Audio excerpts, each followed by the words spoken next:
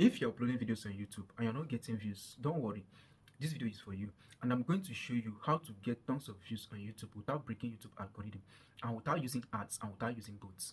First of all, before you upload your video, YouTube AI reads meaning from your file name. So number one is your file name, and most people ignore this part. So when you want to upload your video on YouTube, automatically YouTube sees your file name and makes that your title. Even before you start editing your title, hashtag, tags, and all that, before you upload your video, always rename your file name from this to something like this if your video is about how to get views on YouTube. And another important thing to do while renaming your file name is this: always use hyphen instead of underscores.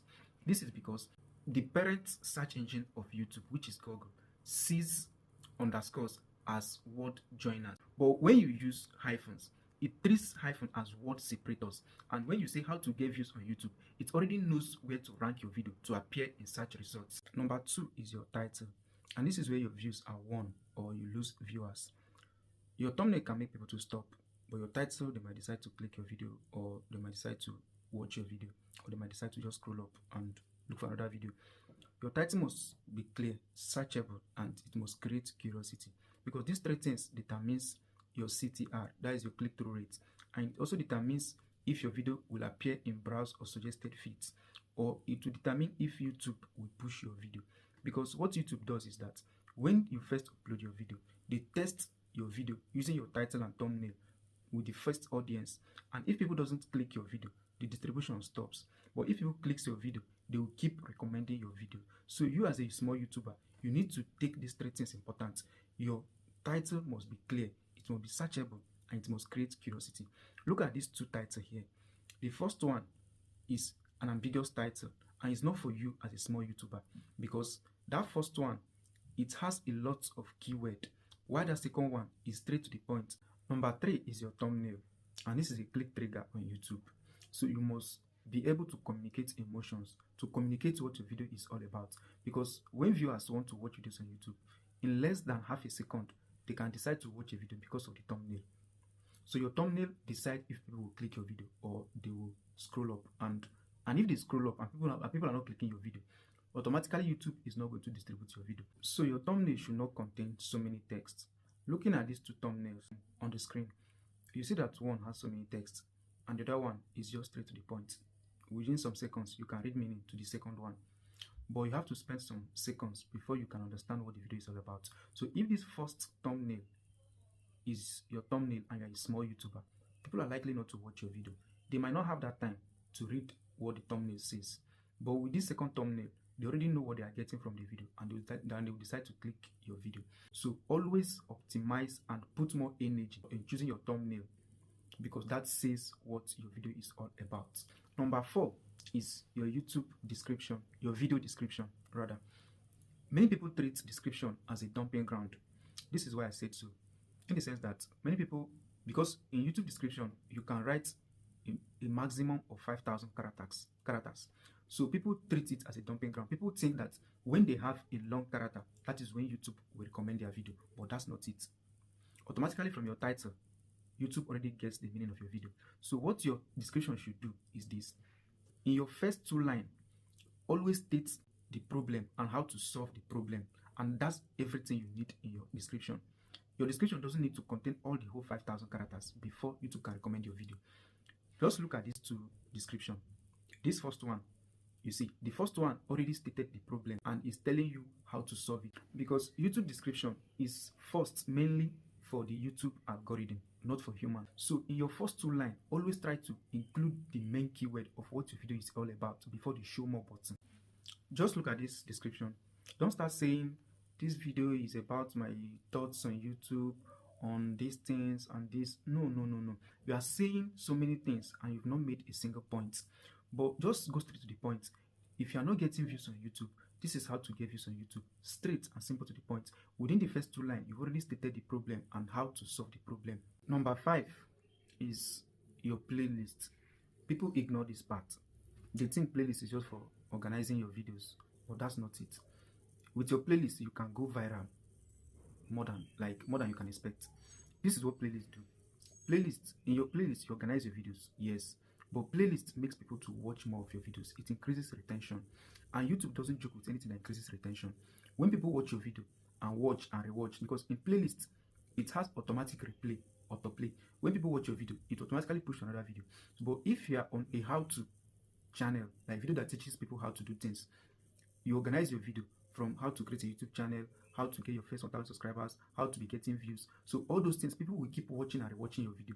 And by doing so, YouTube automatically pushes your video and push your video to browse and suggested features, because you make people stay longer on YouTube. If your video is that type of video that makes people stay longer on YouTube, automatically YouTube has no option but to push your video to other people. A single video can make you go viral, but your playlist can make people watch more of your other videos. Because when you go viral on one particular YouTube, on one particular video, you might get subscribers, but they're not likely to watch your other videos. But when you have a watch time session, a more watch time session on playlist, YouTube will push other of your videos to other people and they will likely watch your videos. So YouTube playlist is very important. And another thing is, when you want to organize your, or when you want to create a YouTube playlist, don't forget the description part of a YouTube playlist. When you want to create your YouTube playlist, always, if your video is about how to get your first 1,000 subscribers, make sure that your description of that playlist is strictly on how to get your 1,000 subscribers, and you should just be straight and concise, straight to the point. Don't make too much characters. In YouTube playlist description, you won't be able to get 5,000 characters. I think it should be 500, but don't include all that 500 to confuse YouTube algorithm. Another important part is your subtitle. Many people think that subtitle is for accessibility, that is for people to be able to read along and understand your video, but that's not it. There's another meaning to your subtitle. When you add subtitle to your video, especially in different languages, you are likely to go global with your content creation. And this is where it happens. Sometimes you search for a video and you see other countries' videos, even though you don't understand their language, but it suggests that video to you. It's because that video has subtitles in multi languages, and that is why they're suggesting the video for you. So if you make video and you add subtitles in different languages, you're likely to go viral, and not only viral but global. And when you go global, this is the advantage. Like, some countries pay higher CPM per video. So countries like Europe, and most European countries don't speak English. So, and when people from that side watch your video, you are likely to get high CPM and high payments from your videos. So, and high payments also depends on the type of video you are creating, especially how-to videos. And how-to videos need subtitles because people are willing to learn. People are willing to learn something even if it's not in their language. So I'll advise you to add subtitles in different languages to your videos to reach global audience. The seventh one is the end screen and cards. Your end screen is the video you place from 20 seconds at the end of before the end of your video. So this is an opportunity for you to promote your other videos or your most performing videos, or like your high performing videos. And what this does to your channel is, the advantage it gives to your channel is making people to have more watch time session on your channel. When you watch a YouTube video and at the end of the video you see another video pop up, if you want to understand the meaning to this thing I said earlier in my video, click on this video, something like that. That will make the person to know more about that. And from that video again, you might still have another end screen that will lead the person to another video. And again, is card. Card is like placing video link, video title randomly in the video they are particularly watching. So, like, if you talk about a topic, if you say about a topic which you did not explain in details about the topic, maybe you've done that in your previous video. So you'll be like, if you want to understand this thing, click on this link here, click on this video up here and watch the video. So that moment you say click on this link here up here, you can place the link of that video or the title of that video, and from there people will have more watch time session on your video, giving you high retention, boosting your views, and more payments if you are monetized already. And this is the last part, and this last part is very, very important. The thing here is this: people upload video on YouTube and immediately publish that video. That doesn't give YouTube algorithm time to think about your video or time to analyze your video and distribute it to the right audience. When you upload your video, what you do is at least schedule your video minimum of 24 hours.